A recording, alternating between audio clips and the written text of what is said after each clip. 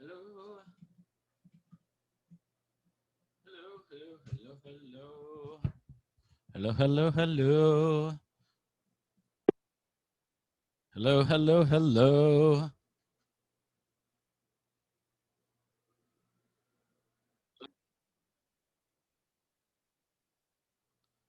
Cool.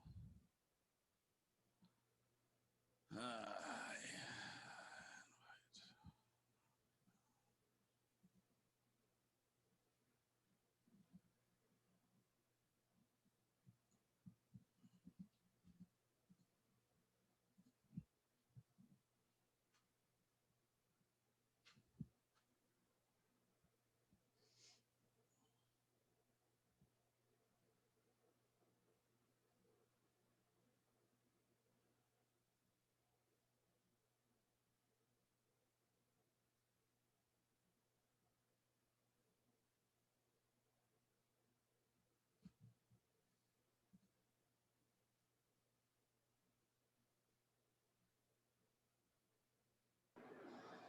Hello. Hello.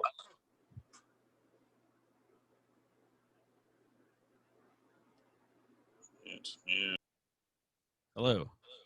Hello there. Well, all right, so let's go ahead and play some of this. It will all come if there can be blue sky behind the blackest. Be together. Be together. So come to be together. So come to me. Oh, come to me. All right, so be together. So come to me.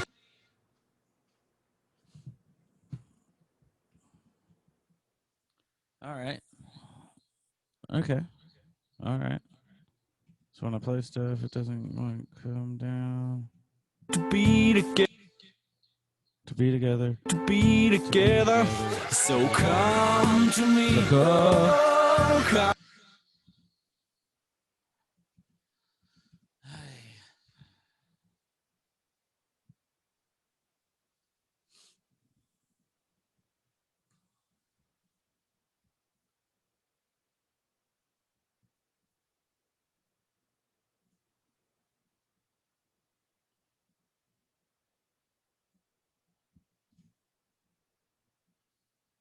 Hi. Hoi. Hoi. So come to beer.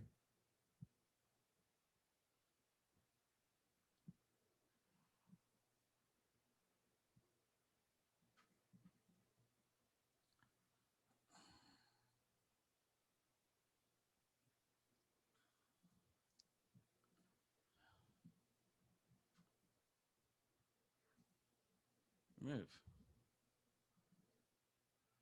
Yeah. Whatever happened. Announcements.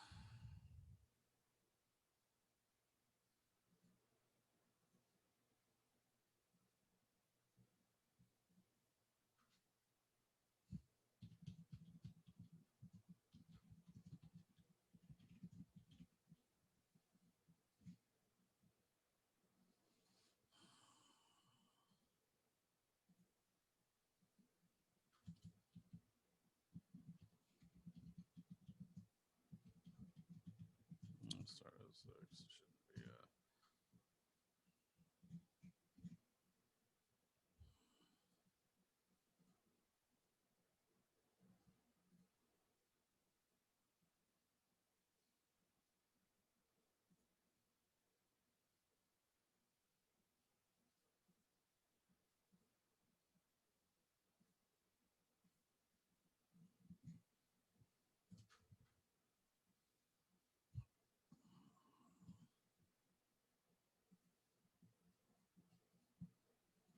Not the biggest fan of this song. Whatever.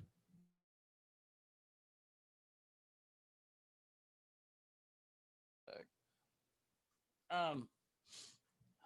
So today I kind of want to cover the rest of what was on the project, because on the project I told y'all to make an auxiliary bus and or auxiliary track, and used reverb to that. So today I want to go over busing in Pro Tools and what's kind of called like temporal effects, which just means effects of spaciousness, right? So reverb and delay, because that should kind of pretty much cover. Um, hold on, I'm trying to get my notes, and there's a cat meowing in the background. You guys can hear me, right? I don't see my little microphone thing moving. Yeah, I can hear you. I can hear you. Okay, cool. Yeah, so that's kind of like what I want to go over today. I don't think it's going to take, crazy long or anything. It will probably get done at like 8 is what I'm thinking. But this is stuff that I want to go over.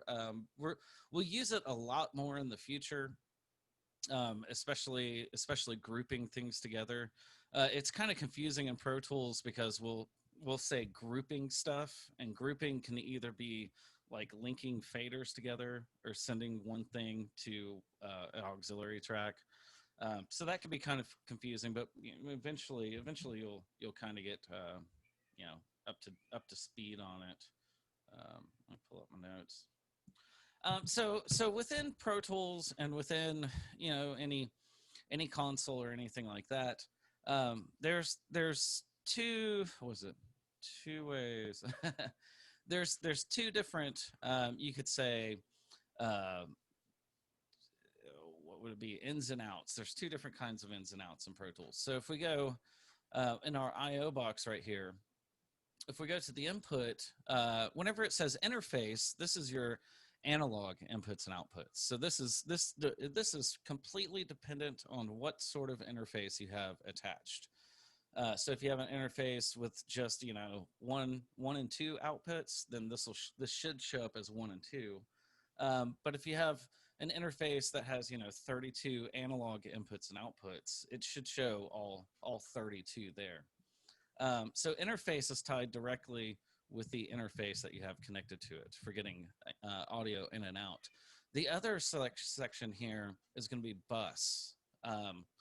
And what all a bus is it's a way to route audio within the program.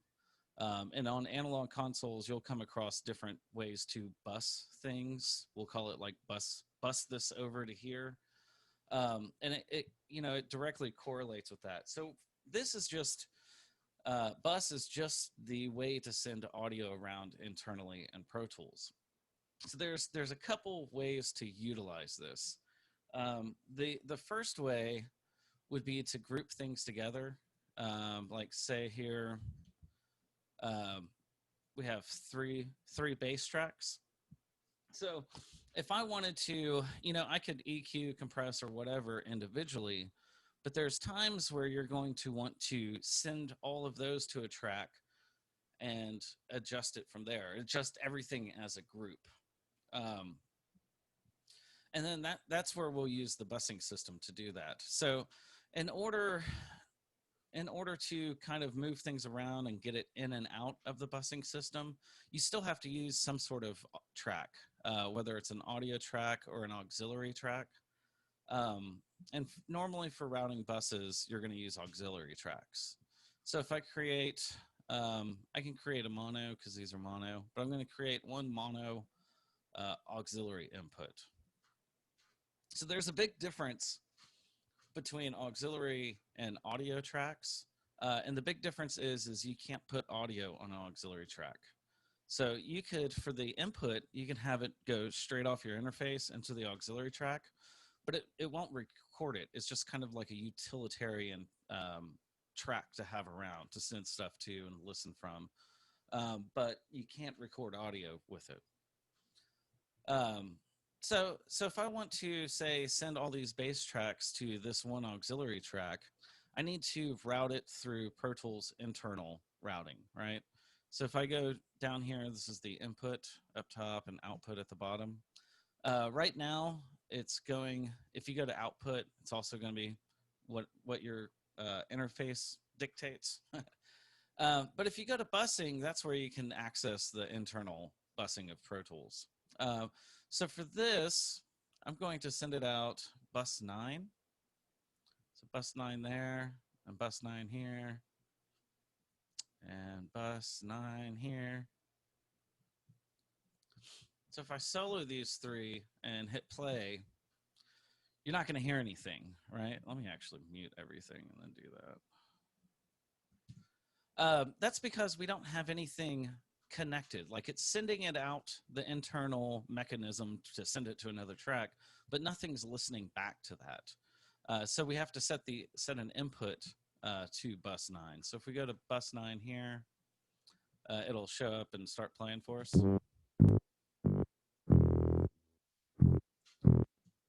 So now it's going through our busing track. There's a quirky thing with Pro Tools, and you don't have to do it with a lot of other stuff, but because Pro Tools is one of those, like, you know, they want to make it as custom configurable as possible. So there's a couple oddities right here, right? So I'm sending these 3 bass tracks to this auxiliary track, and if I hit play, you can hear it. Now, I don't know what this little thing is right here. It's all going through the same bus. So if I hit play and I want to hear that and I solo it, you notice you don't hear anything. And if I unsolo it, you know, we see it's going to this bus or this auxiliary track on bus 9. But whenever we hit solo, it doesn't play. So the reason for that is all these solos are they're basically you know, they don't affect other tracks, so it's just going to be this one track. So if I hit solo here, it's also not soloing my auxiliary 1 channel. So if I hit play and I solo it, now I can hear it. So that's kind of a problem because I want to be able to solo stuff, and I don't want to have to click solo here and click solo here. What you can do is on the solo down here, instead of having to engage it every time, you can, on Windows, it's control click, and you see it get kind of grayed out. What that does is it takes this solo out of the solo system. So it doesn't matter what is soloed, this will never be affected by the solo system. Which is good when you're working with like tracks like this that you want to hear what they sound like individually.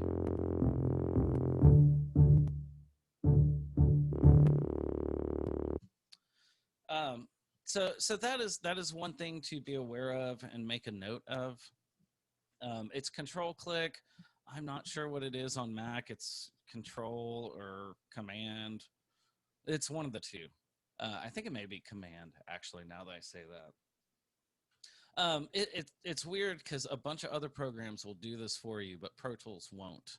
And there's occasions where I've had to, you know, actually not have this solo saved. There's, you know, there are reasons for doing this. So basically, anytime you make auxiliary track in Pro Tools, you're going to want to solo save this, which is control click, or I think it's maybe command click on Mac. That way it's taken out of the solo system. So that's kind of grouping stuff together. I could also, like, if I wanted to group the drums together over here, oh, not an audio track. Stereo, auxiliary input. So same thing here. If I solo these two, we'll just send them out bus 11 and 12. And I do bus 11 and 12 here. I hit play. You don't hear anything because the auxiliary track is still being affected by the solo system. So if you control click, you remove that. It's called solo safe. I think when you all get to the SSL room, you'll deal with solo safe on actual consoles. But now you can hear it.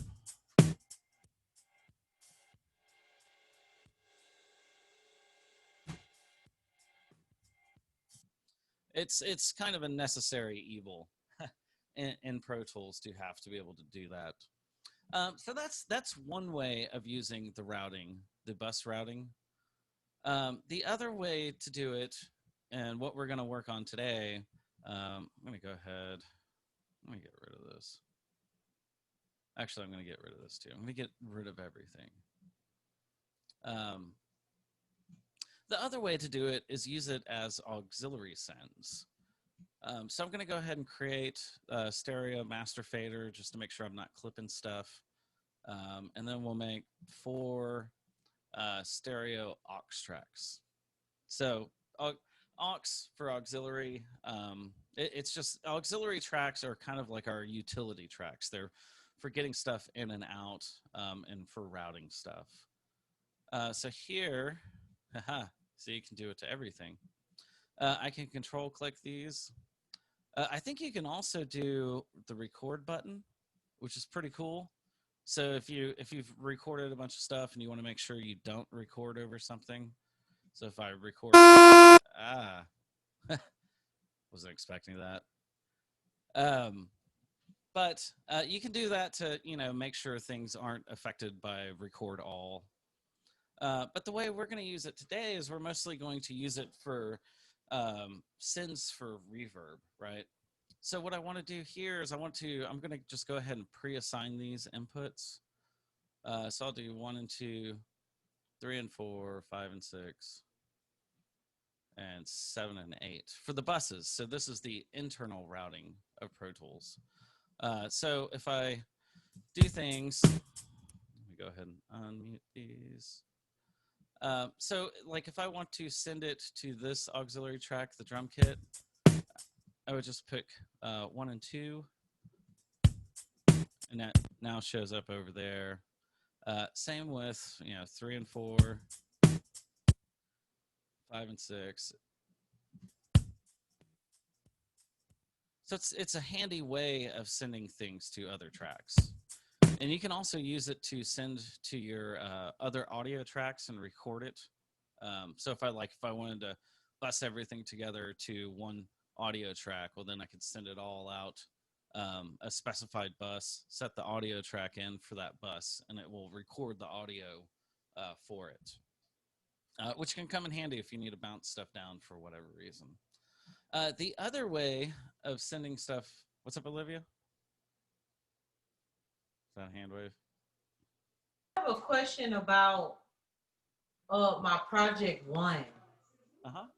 I submitted it. I didn't see a grade. That'll happen later. I already got it. Oh, okay. Yeah. All right. So that's one way to send things out to the bus. Now, if I want to, I can do an auxiliary send also to bus 1 and 2. And as I turn, this is just going to be the fader for this. And if I turn it up and down,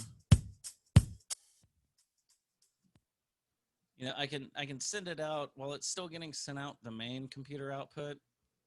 I can also route it over here to this other auxiliary track. And you can do that. You can do it for a bunch of reasons, but the most common way to do it is with different effects, different reverbs and stuff like that. So I'll just enter, we'll just do this. So we'll enter, send it over to this reverb, which is just inserted here as I turn it up.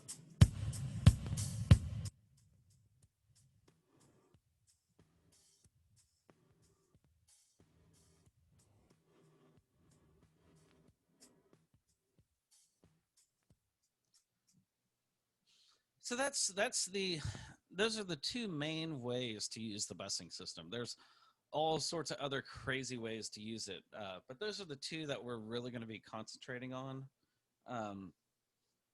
for this class. Whenever we get into audio 2, we take it a step further than that. So with the send, kind of brings me to a couple other points I want to show you guys that I haven't brought up yet. So let's go ahead. I'm just going to take the drums over here, and we'll send both of the drums to this auxiliary track right here. Oh, what is that? 3 and 4. So now when I hit play, you can see both are being sent through this auxiliary track.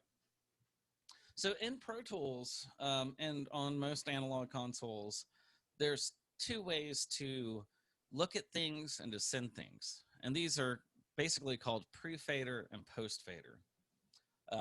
And you can do that with auxiliary sends, but it's also your main metering also. So what I'll do now is I'll just play it, and I'll turn down the aux2 right here, which is the drums are getting sent to this. So if I play it and turn it down, like obviously there's no sound. There's no sound playing, but you still see the meter bouncing, right? And if I bring it up,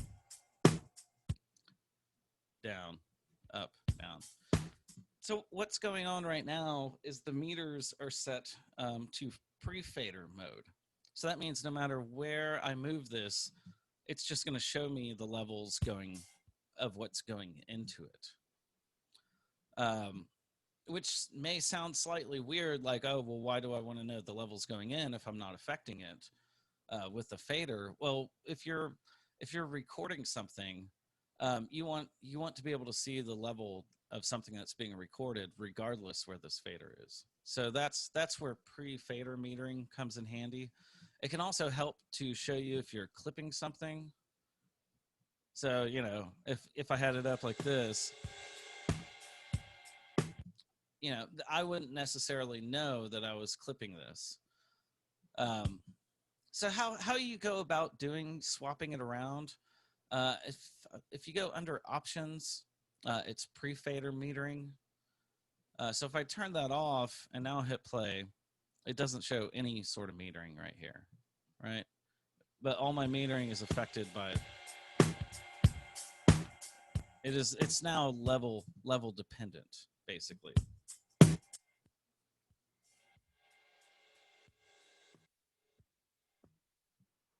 Which is handy. It comes in really handy. Mostly for recording, but for some other metering options, it does really come in handy. So like I said, there's pre and post fader metering, but there's also pre and post fader sends, right? So if I'm just going to send everything back out the computer and move this back. So if we're just listening to the drums and I'm sending it over here to this reverb, the way it defaults is it defaults to post fader, right? So what will happen is I'll hit play and I'll turn this up and we'll hear a bunch of reverb and I'll turn the fader down.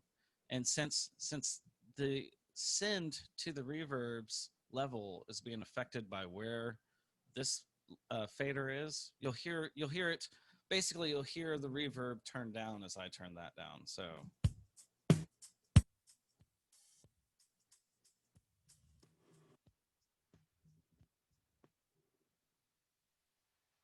But it disappears whenever I bring it down.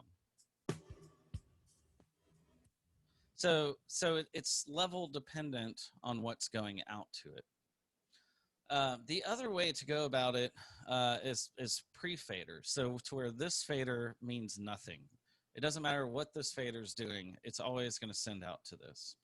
And how you get that in Pro Tools, you can open up the fader, the send fader, and you can hit this pre button right here. Now, whenever I hit play, it doesn't matter where this is. I say when I hit play.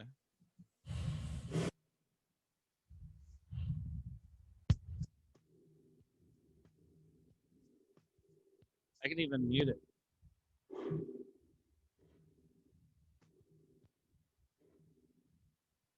So it seems odd to have that. Like, why would we want to send something out that isn't dependent on what we hear? And for the main reason for that is if you're recording somebody, you can set all your sends out to your headphones. So basically what would happen is there would be two complete mixes going on. Oops, can't do that. So you could use, and if you right click, if you have the full version, you can go to send B and it'll show you little faders. So if I have them all pre-fader and it's all going to a headphone that somebody's listening to for their recording, well, then you can set it across all of these faders and then set them all to pre-fader and do whatever you want down here. it doesn't matter. It's not going to mess with them recording or their headphones at all.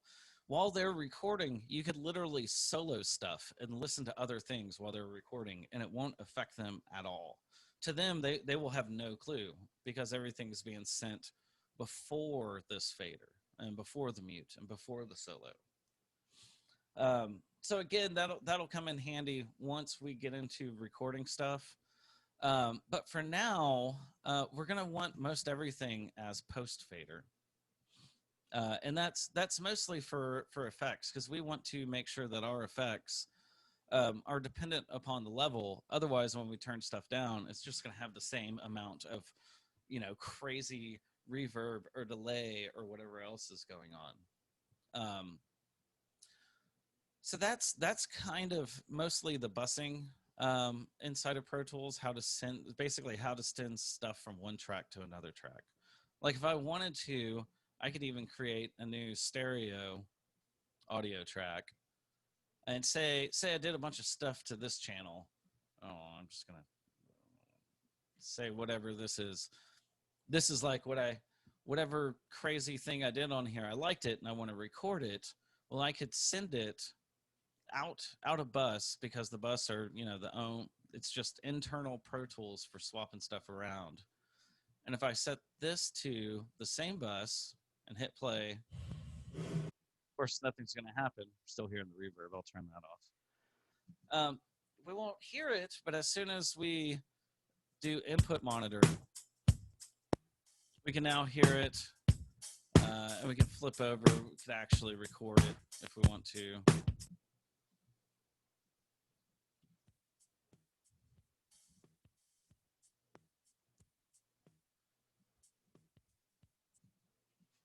So busing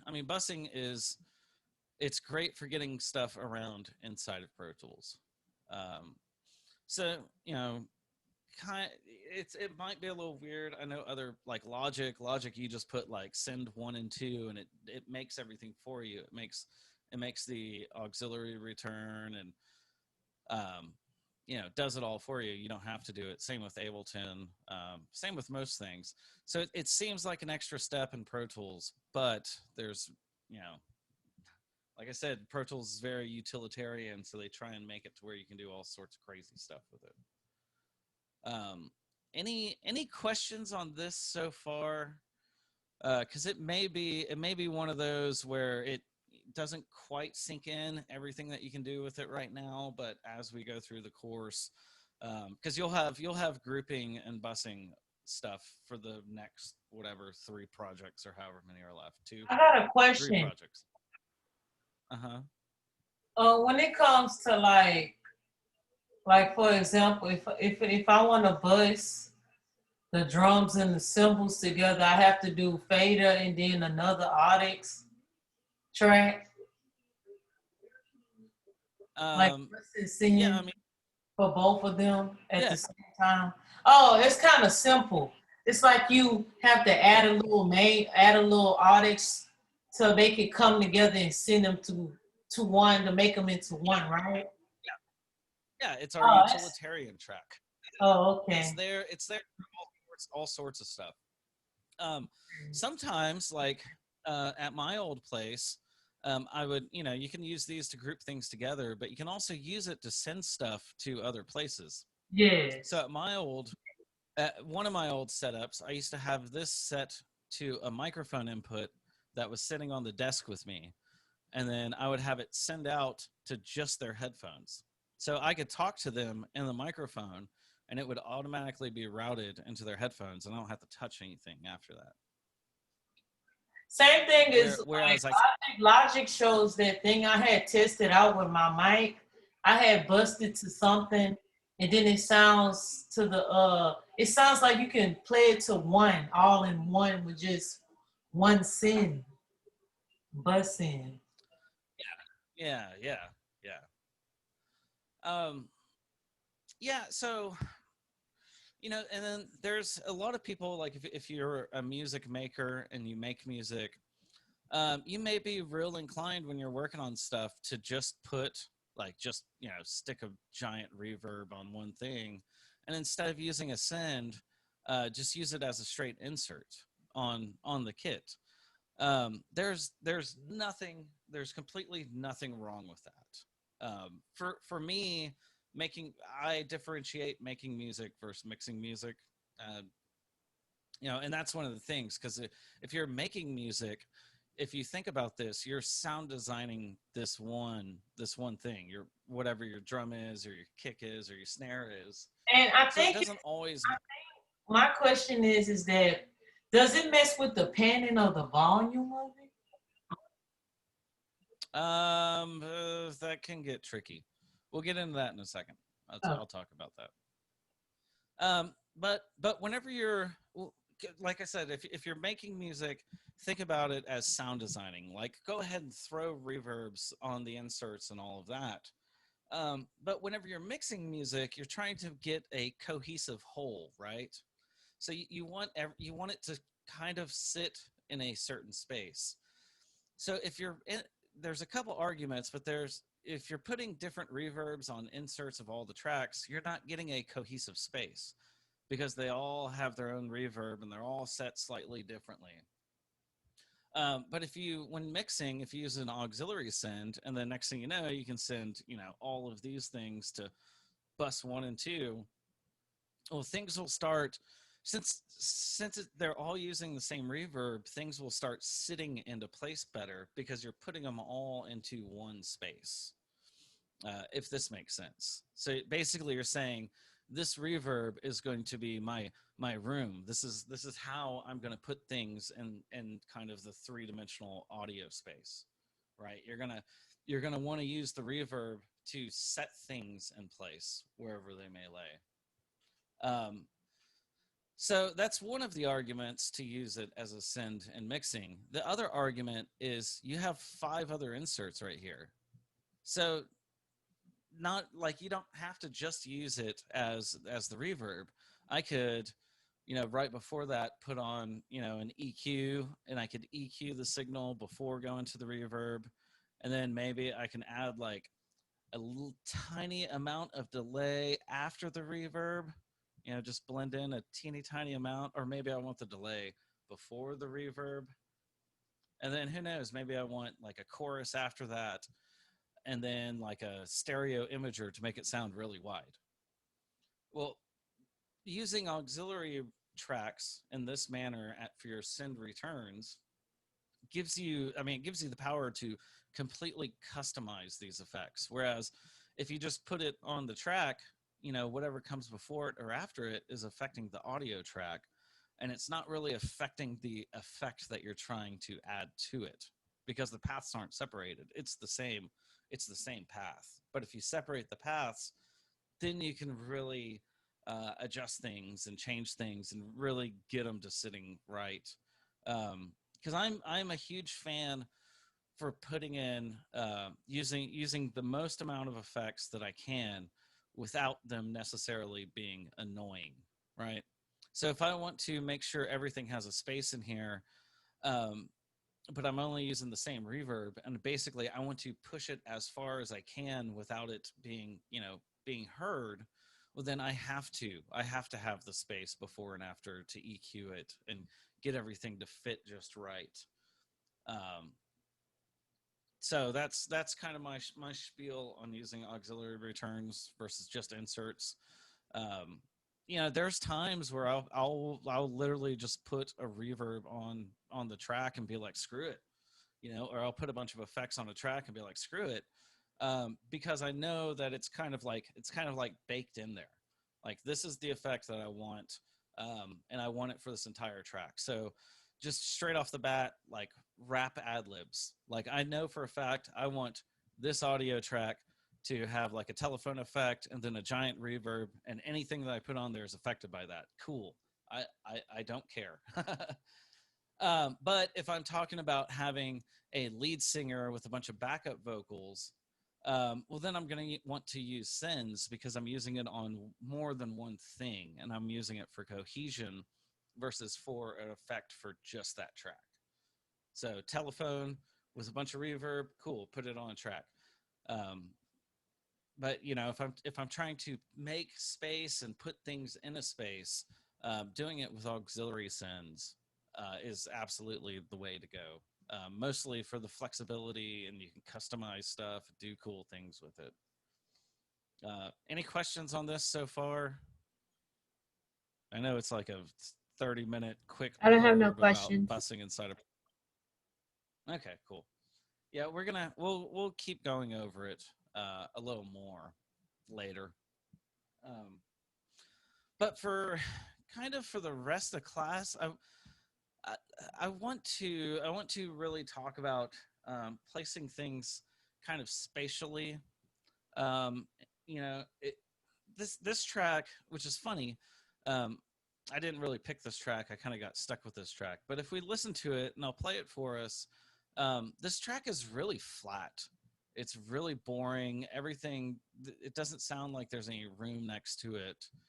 I'll just play a little bit. Could have died today, but I wouldn't know. You could have smiled today. I'd hoped you would arrive today, but you didn't show. Oh no. And though we've never met or even spoken yet, I know we're meant to be together. So come to me. Oh. So that's one thing about this track, is it doesn't sit anywhere, like temporally, listening, and where, if you imagine the sound stage of where all the instruments sits, they all sit right up front and they all sit in your face. So there's no depth. There's no depth. You don't feel like you're sitting in a concert hall listening to them. You don't feel like you're sitting at a giant big church listening to them. Everything's just really dry and really in your face. So that's really where these what I call temporal effects, which is spacious effects, come into play. And the two main ones are going to be delay and reverb. Oh, did I download those? Oh, it failed. So when we talk about delay and reverb, because they're both kind of one and the same thing. These are all natural sounds. Like if you're outside, if you're in a big concrete hallway, or if you're outside and there's a building next to you, and you drop something big and heavy and it makes a crack, that sound is going to travel out, hit that wall, and come back to you, and you'll hear it again. So you'll hear like the slapback delay. So whenever you drop something, it goes bang, and then half a second later, it bounces off the wall, 100 feet away, and then comes back, and you hear bang again. That's going to be delay. So reverb is fairly similar in that we're gonna get my downloads. How do I make it big view? I think it's this one.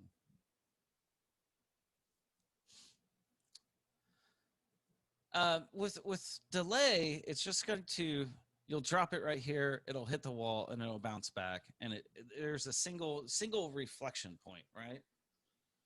Whenever you get into reverb is the same thing as delay. It's just multiple reflection points. So sound bounces off here, then bounces off there, then bounces off there, bounces off there, bounces off there, bounces off the ceiling, bounces off the floor, and then it hits you. So what you're hearing in reverb is you're hearing a buildup of a bunch of teeny tiny delays. A bunch of, you drop it and it hits that wall, it comes back and hits you. But with reverb, you drop it and it hits, every single wall 20 times before you hear it again. So you're hearing more of like a cohesion of all these delayed signals getting back to you all at once. And depending how they add and subtract is how your ear kind of locates if something's to the left or to the right, or if it sounds really far away. If there's a lot of reverb, it's going to sound really far away. Or if there's no reverb, just like this song, it's going to sound straight up in your face. So using reverb to really place things it's an important part of mixing music.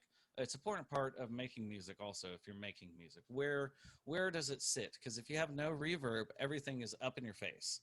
and that's, it's fine, if that's what you're going for. But most of the time, you're going to want some sort of spaciousness along with it. So there's some ways to kind of characterize reverbs, and it's breaking them down. That's not what I wanted. And it's breaking it down into what's actually going on. Like, sure, I say you clap your hands and you hear thousands of reflections all come back to you. Well, that's mostly true. It's not completely true, because what happens is you clap your hands and some of the sound reflection off of that is going to hit one wall and then come back and hit you in the ears. And then some of that sound reflection is going to hit two walls and then hit you in the ear. And then a lot more is going to bounce out to many more walls before it hits you in the ear. And this is kind of the general idea for most reverb plugins, is you're going to have the main signal right here, which this is our hand clap. Then you're going to have a time where nothing happens. That's because the sound from your hands clapping is going out to the room. So therefore, nothing has reflected back to you yet, right? And this is in reverb plugins, it's called the pre-delay. It's like, how much time is it going to take for you to clap your hands and you hear the first reflections come back? And then right after that, you'll see they call it discrete reflections here. A lot of plugins will call it early reflections. And these are the ones I was talking about, when you clap your hands and it hits one wall and comes back, or it hits two walls and comes back. These are what's known as the early reflections or discrete reflections. You can tell how many walls it's hitting before coming back to you. So, for example, it's like if you're in a four-corner room with no air and it's no furniture, it just sounds empty. So when you clap, it sounds an echo. So when there's stuff around, you'll hear just one clap, right? Yeah, kind of. That's more like diffusion, which we're going to do an acoustics class. But that may be a little bit later. I gotta figure out exactly when we're going to do it. But yeah, it's like when you walk into a big empty room, the bigger the room is, and you go, hello, the louder the reverb, or the more dense, or when you walk into a gymnasium and you clap your hands and you hear like the clap, and then you hear just the whole room reflect all that clap back to you. So this is kind of how we determine reverb sounds. And this is the funny thing is the very first reverb units, they were literally, it was a bunch of delays. It was a bunch of delay lines. So you have the signal, and then of course, the early reflections, how long is it before that kicks in? And then how many delays do you want for the early reflections? And then the reverb tail is literally just a bunch of delays, because things are bouncing off of walls, and you're just waiting for it to hit you in the head again so you can hear it. So those are going to be things that we can kind of exploit to put things in a room.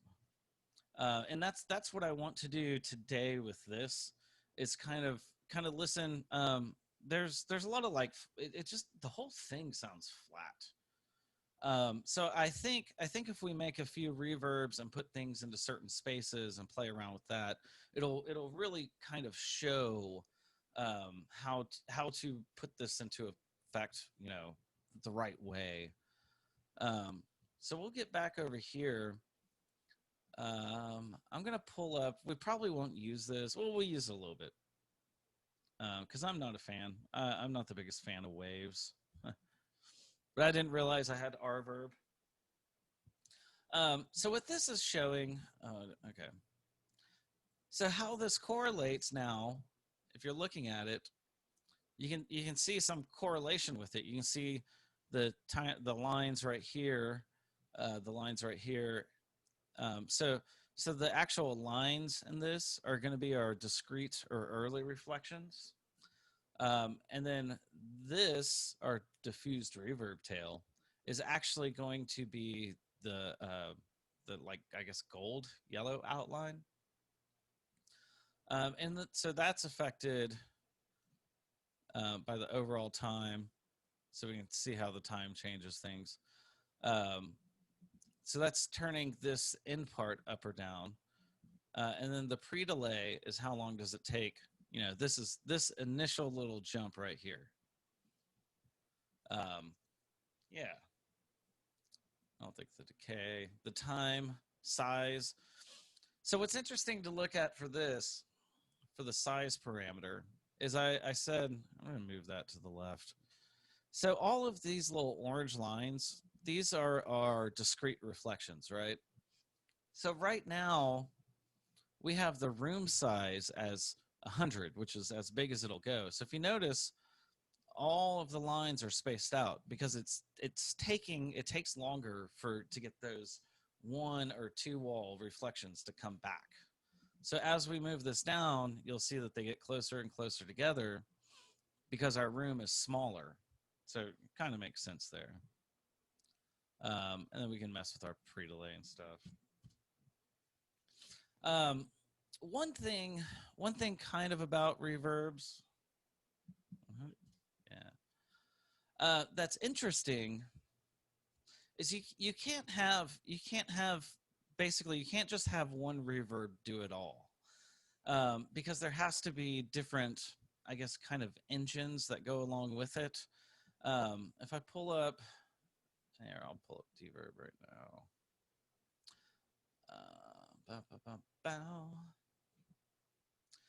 So what we have here, because of the way the internals of reverbs work, you have to have a different set of mathematics basically for each one of the types of reverb. By types, I mean, what's it trying to imitate?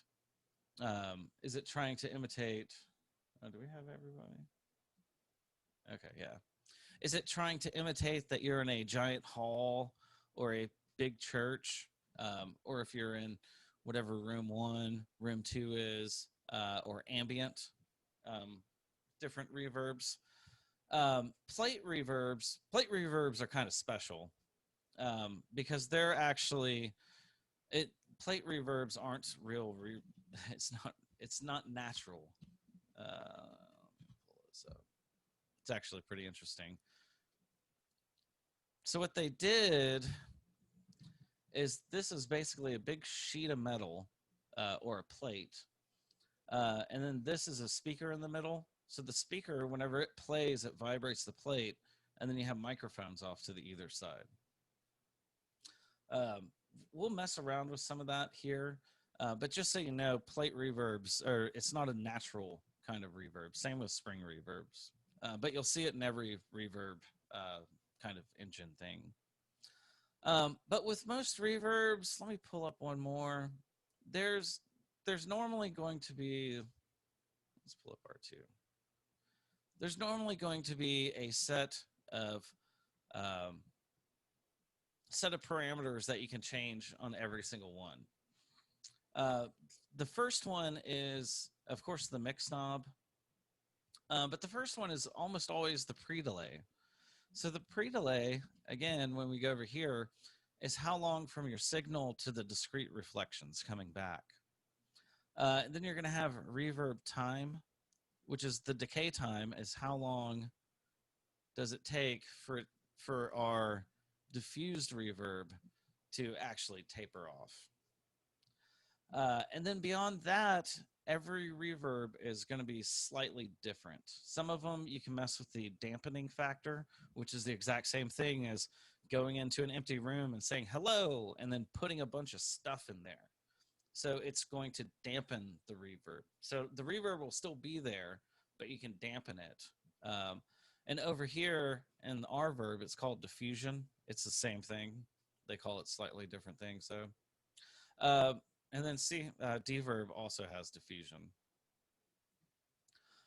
Some of the other plugins, like R2, gives you some more kind of ways to change things. You can change the attack on the early reflections, the time, I guess the slope, which makes it turn red. I'm interested about that. You can adjust the way the tail is. You can adjust the way the early time is. You can put a chorus on it. You can gate it. And then other reverbs get even crazier as you go down the line.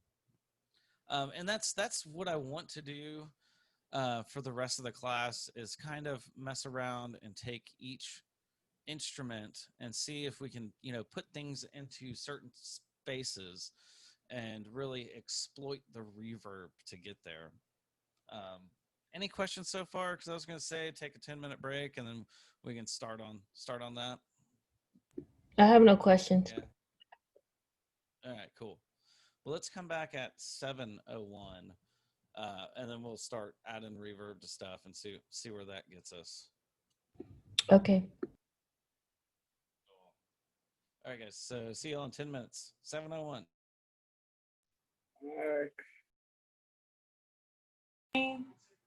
7:15. 7:01. 7:01. Yeah, That's about 2 minutes. that's 10 minutes. Oh, okay. It's 51 right now, unless you're a little fast. But yeah, we'll come back at 7:01 and start.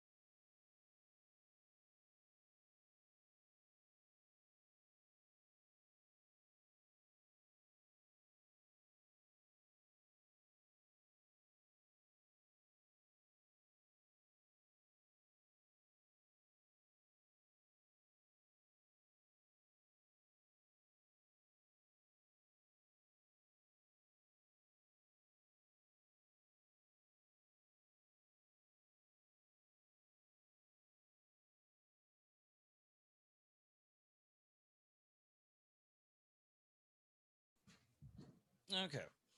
Um, so let's see what we can kind of do to set things into place. I'm just going to go ahead and get rid of that. I'm going to mute all the vocals for now.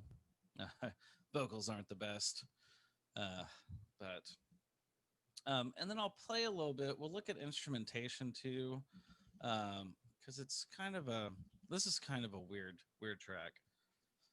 So we have it's basically drums on one track, a few bass, an odd guitar, a mellotron, synths,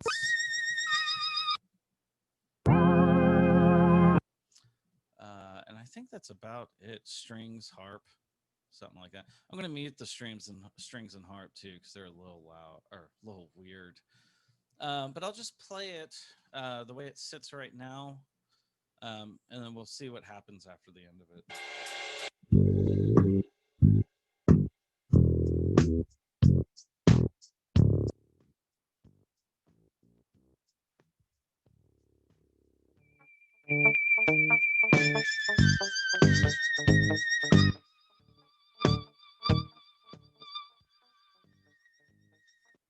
So as we can tell, it's very flat. It almost lends itself to some effects, reverbs and delays and all sorts of weird stuff. We may try some of that. But right now we need to start thinking about where do we want stuff to sit. Just listening, just listening to this so far, we can have it. Let me play it again.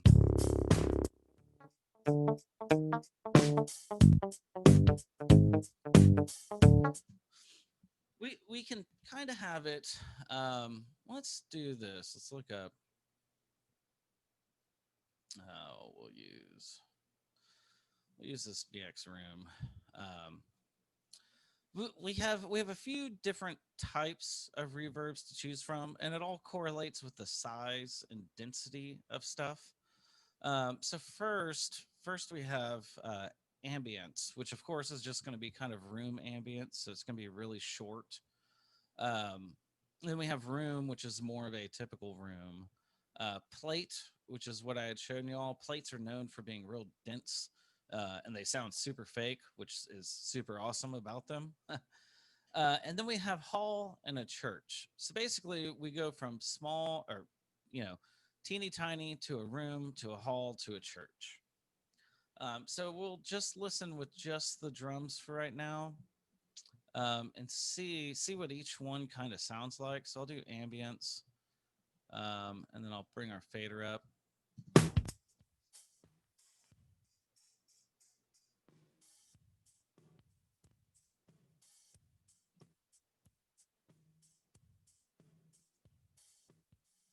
So ambience is kind of cool. It definitely adds. It almost adds like some body and a little bit of room space without a whole lot of room space. So But I don't know if it's me, but every time you play something from Pro Tools, I could barely hear it. Yeah, I don't know if it's just me. It's doing the same on mine. Is it? Yeah, it's like the audio cuts out. Can one of y'all talk for me? Do you mind talking? It's one of these I have to mute. I think it may be this one. Can you Yeah, guys we hear can me? hear you. Okay, I think it's this one. Oh yeah, now I could hear it. Okay.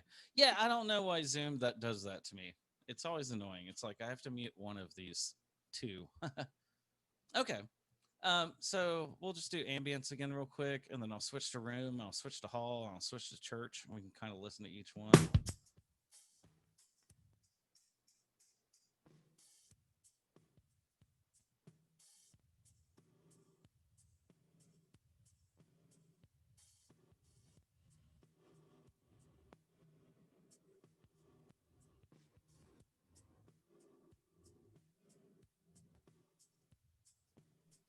And then each one will allow you to pick whether you want it small, medium, or large. So if you notice, whenever I click small, medium, large, it kind of starts adjusting stuff for me. And that's pretty typical. There's some old reverbs that work exactly like this one. I don't know if this is. I should look and see if this is supposed to be a clone of something. I bet it may be an old lexicon. But those are kind of the different things that we can choose between. We can't use them all at once. So we can kind of pick, or we can use multiple ones. But let's see if we can just kind of put the drums in a room and adjust a few things. So we'll just do room. We'll listen between small, medium, and large and see what happens.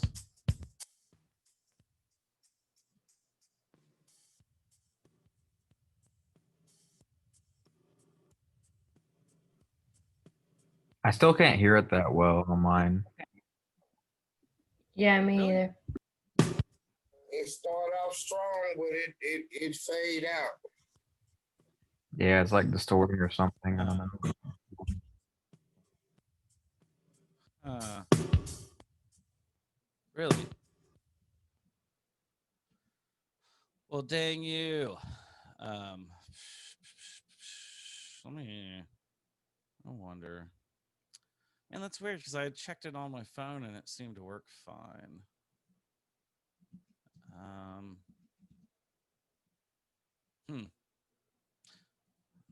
No.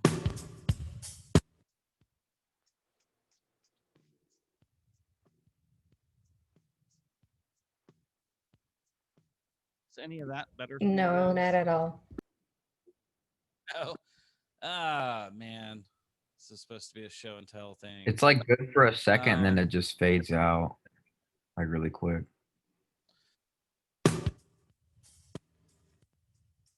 Same there. Yeah. Yeah. Well, crud.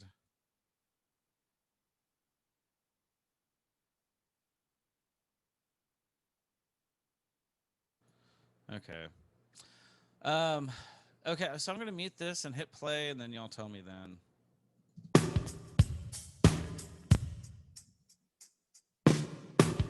It's getting better.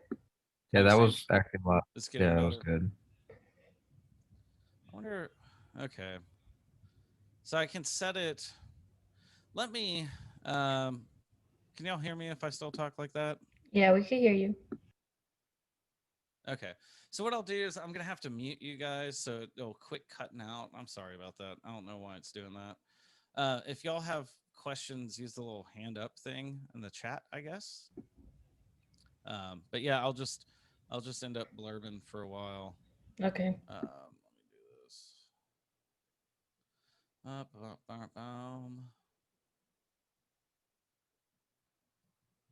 I guess Olivia's tired. So yeah, we'll just listen to it. And we'll see if we can get the drums, because what I want to do is kind of put everything in a specific spot, and then kind of pan things around and try and move them forward or back with the reverb. So maybe we should just go with just kind of a large room.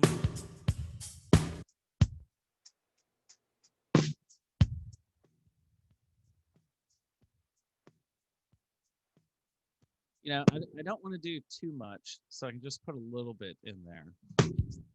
But on some of these other instruments, we may want to do quite a bit more.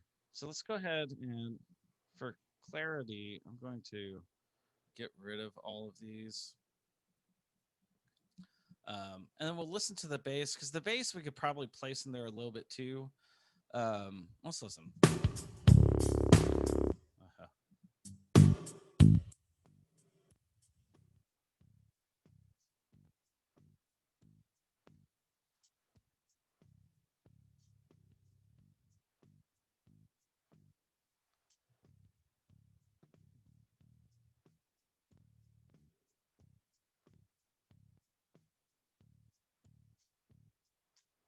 And it's without any reverb. It's like when you start talking, it get better, but when you stop talking, I can't hear nothing. I think he has us muted. Yeah, he can't hear us. You have to like write it. So let's go ahead. Hold on, somebody. What's up? Were y'all saying something? Yeah, we still can't hear you. It's like it's strong in times, but then it like loses sound. Well, crud. Let me. Damn. Yeah, I kind of have an idea of why it's doing that. Man, that's just gonna ruin everything otherwise.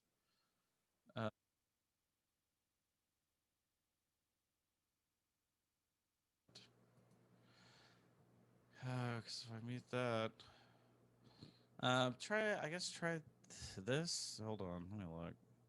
I don't think it's gonna work though.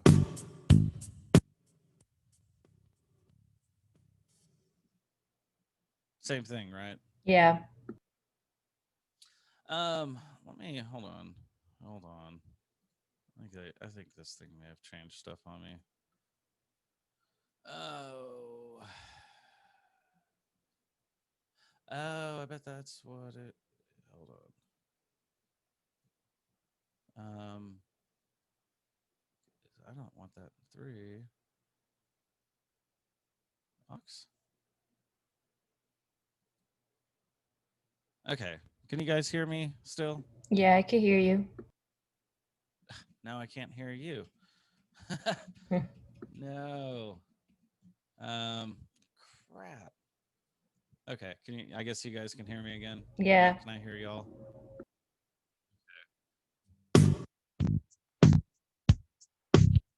It's the same thing, right? Yeah, it's just like every time you play it, it's really laggy. Shoot. I don't know if man, it's kind of pointless to do it if I can't get it working right. Shit. Okay. Well, does anybody have questions on the busing part of it and using the sins? I'm sorry about this. I'll get this working again. And then Thursday we'll just have like a short lesson to be the rest of this. Yeah, I don't know if it's for everybody, but like it's not the first time. In previous classes, it does the same also. Huh. It like starts strong and then you can't hear it at all. Yeah, I'll have to, man, because everything was working great, and then I had to change some stuff for whatever reason, and then came back and I thought I had done it the right ways. I guess I didn't. But what we could do, we could just cut class short today, and then I'll make sure Happy everything's birthday. working. Yeah, it's Olivia's it's birthday, so you have to leave us. I did. So Thursday, what we'll do is we'll meet up Thursday, because I wanted that to be for project day. But why don't we split that? Why don't we just use y'all use the rest of today for project day, and then was it Thursday? We'll just get together for like an hour and we'll go over this, and I'll have everything working right. Okay. And when is this due? This project? October 1st. Oh, okay. Yeah. So this one's going to be a little bit different because I want you guys to email me MP3s. Like, don't give me the full session files. Just give me an MP3. And then what we're going to do is we're just going to basically change screen share about everybody. It's for October 1st, the project 2, or for this Thursday? It'll be October. Oh, okay. 1st. If we finished it, how do we send it? Through email? Yeah, just send me the MP3. Okay. Okay. And I just have one question. Were you able to start the YouTube channel for your the lectures for rewatching? Let me no, I'll do that. I'll do that with the rest of my class period. How about that? Okay, sounds good. Happy birthday. I have to make a new YouTube channel. Happy birthday. Happy birthday, Olivia. And then I have to go back through. and find all the stuff and name all the stuff. But yeah. Okay, cool. I just wanted to rewatch so I can kind of get some of the concepts because I'm a little bit confused, but I'm sure I'll get it. Yeah. Okay, yeah, and if you need one-on-one, what's that? I said I'm the same. Like I wish I could like rewatch some stuff to like learn it better. Okay. Okay. Yeah, I'll do that, and then I'll just send out like an announcement and say, "Hey, everything's posted," because I think it's gonna take a while for these things to upload. Mr. D'Angelo, it's very easy. You just have to see it and then bus, and I see Audix 1, and then you put it together, and then you find out the buses and the pre-verbs. Yeah, yeah. Yeah, and we'll get deeper into it. I don't need any help. I know how to do it. Trust me, there's a lot of nuances that you can still learn. But the more we do it, the more you guys will start seeing how people do things, and things should start clicking. But yeah, y'all work on your project, and then I'll get stuff started to upload tonight, and then I'll post it once everything's uploaded. All right. Sound good? All right. So Thursday, just a quick hour. All right. All right. Bye. All right. Later.